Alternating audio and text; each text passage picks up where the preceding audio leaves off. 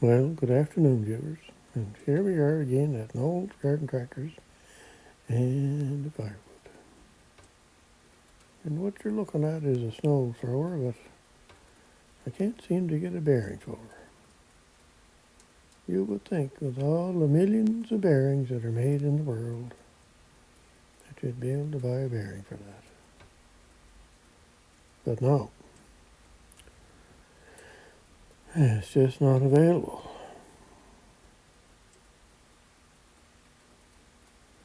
So I'm not sure what I'm going to do, but I'm going to have to try and buy a bearing that's, again, not original because you can't get them.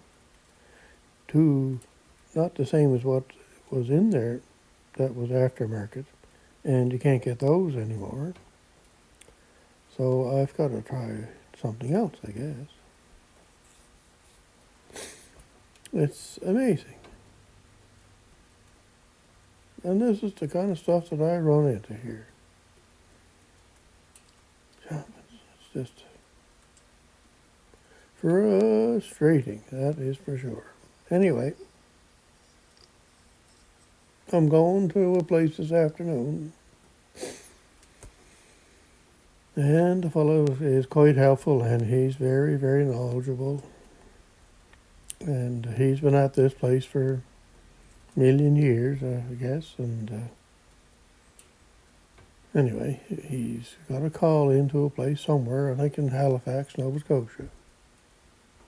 And I'm going to go in and see what he finds out there. So if he doesn't find anything out there, then I'm going to have to, from what it looks like, I'm going to have to buy a metric bearing,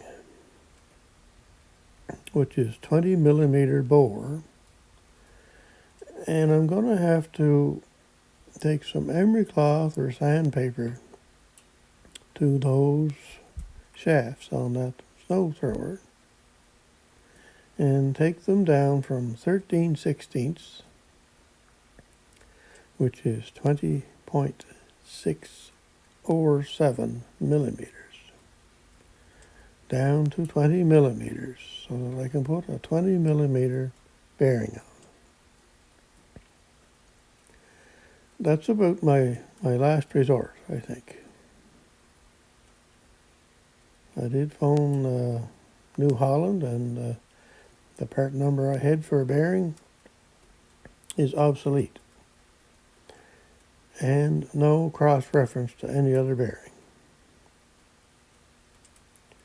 Now, and I know, but I mean, jumpers, I know this blower is 50 years old, maybe 55. Snow thrower, I should say. But you know, holy cats, you would think that there would be a bearing that would fit that somewhere. Out of the millions of bearings that are made in the world. People fix up antique cars from 100 years ago or more, and they seem to be able to get parts for them. They fix up antique tractors from years ago, even the old steam tractors from back in the early 1900s. So anyway, I don't know. It's kind of an odd thing.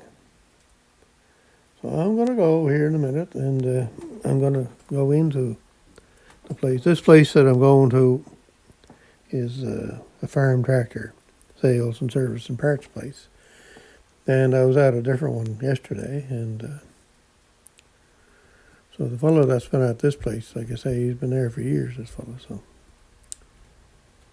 he's pretty knowledgeable. So I'll have to see what he says, and that's about all I can do for now. In the meantime, I kind of got tired of thinking and looking and wondering about this thing, so I'm going to start working on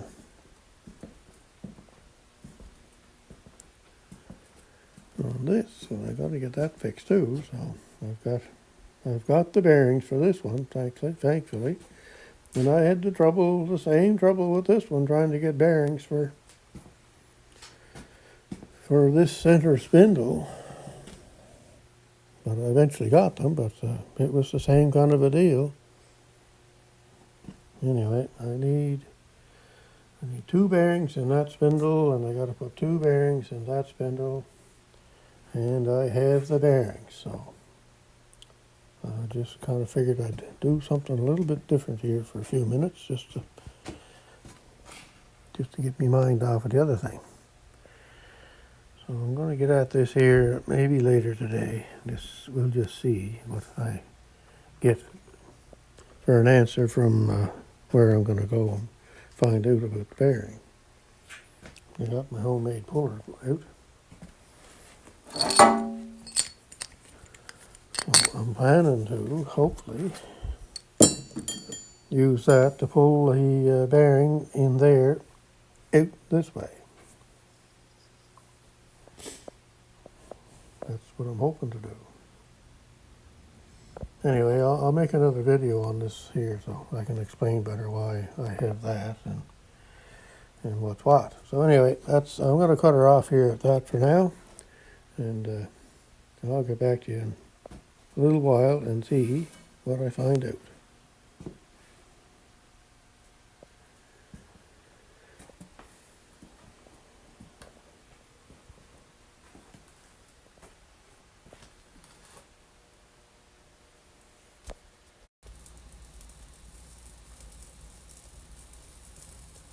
So I'm back from going to see that fellow at the farm store. That's about only 5 minutes away.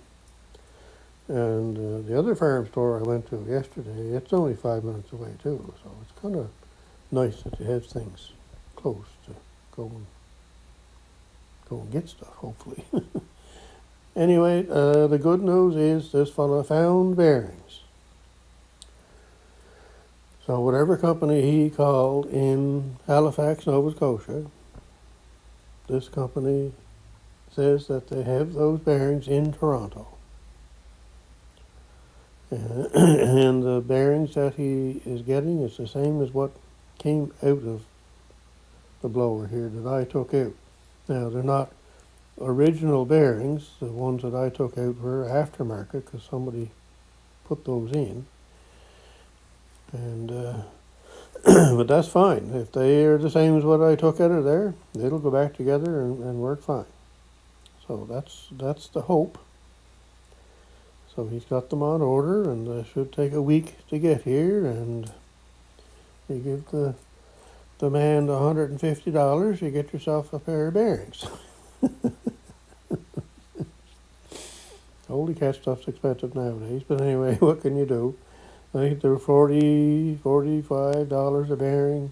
He said he could get me heavy-duty ones too. That's kind of difference. But for $65, you could get heavy-duty ones. But I don't need heavy-duty ones. The thing only runs for a couple of hours a year. So anyway, so the bearings are coming, I guess. So by the time you get the $45 or so per bearing, and then the taxes, and maybe the tariff on it, and then the $25 for shipping, you're going to be looking at about $150 about, I think. Maybe a little less, but anyway.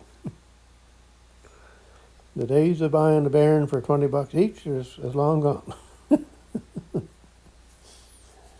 Oh dear. Anyway, we'll have to wait and see what comes. But he ordered the same things what I had there, so we'll have to wait and see. So it'll be, what's today? Wednesday. So I would say by the end of next week I'll have more of an answer. So I'll cut this video off here, and once I get the new bearings and see if they're going to fit or not, then I'll make another video.